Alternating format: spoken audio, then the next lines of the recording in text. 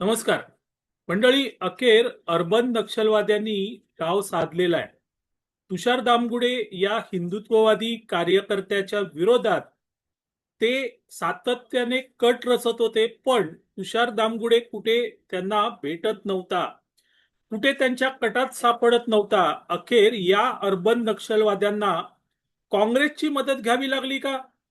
तुषार दामगुडे सारख्या कार्यकर्त्याला अटकवण्यासाठी काँग्रेसने अर्बन नक्षलवाद्यांना मदत केली का?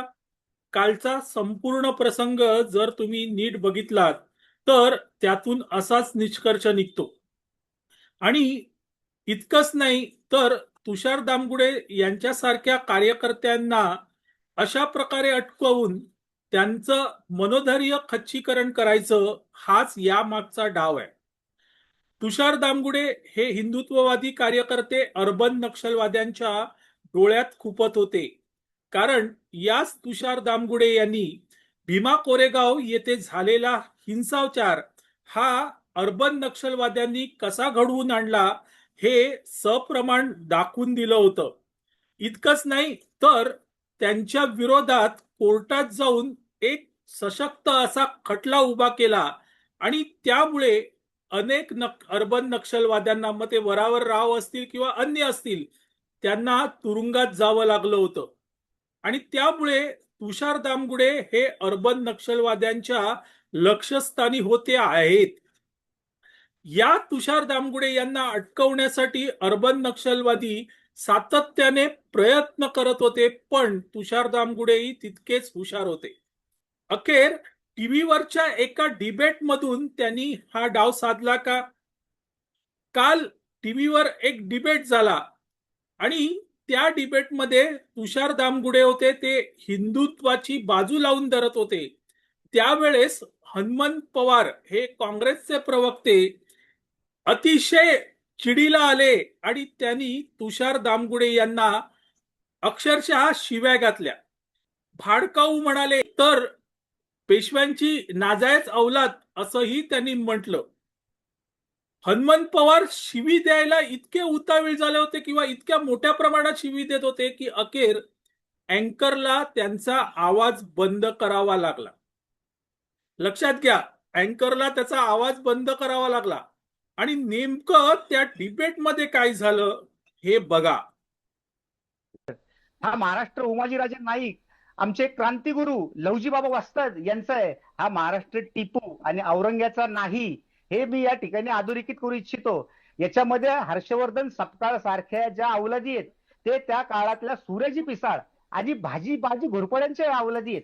कारण त्या काळामध्ये देखील आदिल आपण सन्मानपूर्वक बोलू एकमेकांबद्दल. आपण हा नाही तुमचा नाही राग शिवाजी असेल तुम्ही शब्दातून व्यक्त करा. पण शिवाजी महाराज शिवाजी महाराज एक मिनिट नाही नाही, ही भाषा असू शकत. मी सांगितलंय हनुमानजी, हनुमानजी हे असं नाहीये. मी सांगितलंय त्यांना, माझं काम मला करू दे, माझं काम मला करू दे. हनुमानजी प्लीज प्लीज आपण चर्चेचा डेकोरम पाळूया प्लीज, नाहीतर मला सगळ्यांचे आवाज बंद करावे लागेल. मी आधीच सांगितलंय हनुमानजींचा आवाज बंद करा, हनुमानजींचा आवाज बंद करा.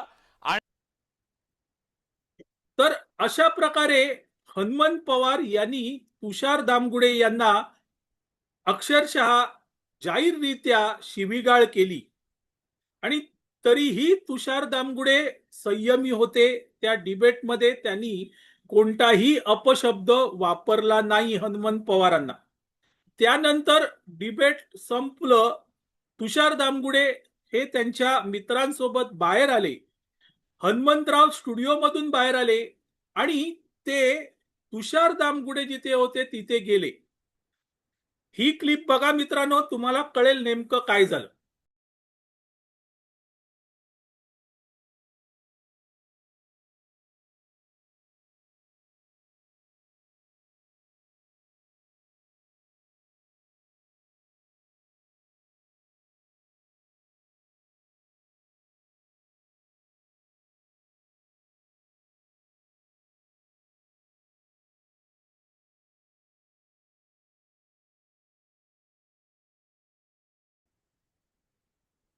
तर अशा प्रकारे हनुमंतराव तिथे गेल्यानंतर त्यांनी तुषार दामगुडेंना सांगितलं की काय रे तू नक्षलवाद्यांना तुरुंगात टाकतो. आणि मग तुषार दामगुडे तरीही संयमी होते. मात्र त्यांच्या सोबत जे त्यांचे मित्र होते त्यांनी ते डिबेट बघितलं होतं, तो शिवीगाळ बघितला होता आणि त्यातून ही मारहाण झाली. या मारहाणीचं समर्थन नाहीये मित्रांनो, मारहाणीचं कोणीही समर्थन करणार नाही, पण मारहाण करेपर्यंत एखादा व्यक्ती जर उस्कावत असेल तर ती व्यक्ती ही तितकीच दोषी आहे. आणि मग प्रश्न पडतो की अशा प्रकारे हनुमंत पवार यांनी तुषार दामगुडे यांना का उचकावलं, यामागे कोणता नक्की प्लान होता. टीव्हीच्या डिबेटमध्ये शिवीगाळ करायची, नंतर बाहेर गेल्यावर तिथे तुषार दामगुडे यांना उचकवायचं. अशा वेळेस तुषार दामगुडे हे संयमी राहिले, पण त्यांच्या सोबत जे कार्यकर्ते होते त्यांचा तोल गेला आणि मग ही मारहाण झाली. आणि त्यामुळे जर तुषार दामगुडे दोषी असतील या सगळ्या प्रकरणात, कारण कालपासून लिब्राडूंनी सुरू केलेलं आहे की तुषार दामगुडे यांनी मारहाण केली, पण त्या व्हिडिओत स्पष्ट दिसतंय तुषार दामगुडेने मारहाण केलेली नाहीये. त्यांच्या सोबत जे मित्र होते त्यांनी मारहाण केली. मग ही मारहाण का झाली?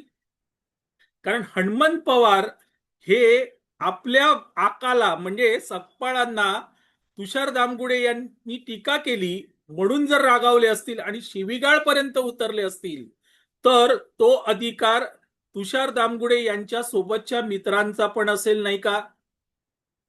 ते रागावले तर त्यात चुकीचं काय?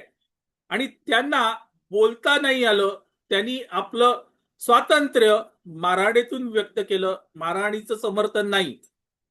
पण हे जे लिब्राडू कालपासून सातत्याने बोलतायत त्यांना कळतंय की प्लान कुठेतरी सक्सेसफुल झालाय, पण तो अर्धवटच सक्सेसफुल झाला कारण तुषार दामगुडे यांनी संयम राखला. तुषार दामगुडे यांनी संयम राखला आणि म्हणून या अर्बन नक्षलवाद्यांचा तो प्लान यशस्वी होऊ शकला नाही. पण काँग्रेसच्या मदतीने या नक्षलवाद्यांनी तुषार दामगुडेंना अडकवण्यासाठी फुलप्रूफ प्लान केला होता आणि हे भयंकर आहे. नक्षलवादी आणि काँग्रेस यांचे संबंध लपून राहिलेले नाही आहेत. जेव्हा जेव्हा नक्षलवाद्यांवर कारवाई झाली तेव्हा काँग्रेस त्यांच्या समर्थनार्थ बाहेर पडलेली आहे आणि आता तर खुलेआम त्यांचं समर्थन करत आहे. अशा वेळेस या नक्षलवाद्यांना तुरुंगात टाकणारा तुषार दामगुडे काँग्रेसच्याही डोळ्यात सलत असणार हे वेगळं सांगायला नको. आणि त्यातून हा प्लान त्यांनी आखला. तो प्लान सक्सेसफुल झाला नाही याचंच त्यांना दुःख आहे आणि त्यामुळे लिब्राडूंसह सगळे काँग्रेसी आता ओरडतायत, बडबडतायत, टीका करतायत. मात्र हनुमंत पवार यांनी जे शब्द वापरले ते योग्य की अयोग्य हे मात्र सांगत नाहीत. काँग्रेसची संस्कृती अशी नाही म्हणताना काँग्रेसची संस्कृती ही शिव्या देण्याची आहे. काँग्रेसची संस्कृती अशा प्रकारे एखाद्याला भाडकाऊ म्हणायची आहे आणि ती संस्कृती गल्लीपासून दिल्लीपर्यंत उघडकीस येते आहे आणि तिथून हे काँग्रेसवाले चिडकीला आलेत आणि त्यातून हा सगळा प्रकार होतोय. असो मंडळी, तुर्तास इथे थांबतो. मी आबा माळकर आपली रजा घेतो. आपल्याला हा व्हिडिओ आवडला तर लाईक करा, शेअर करा, लक्षवेधला सबस्क्राईब करा. धन्यवाद.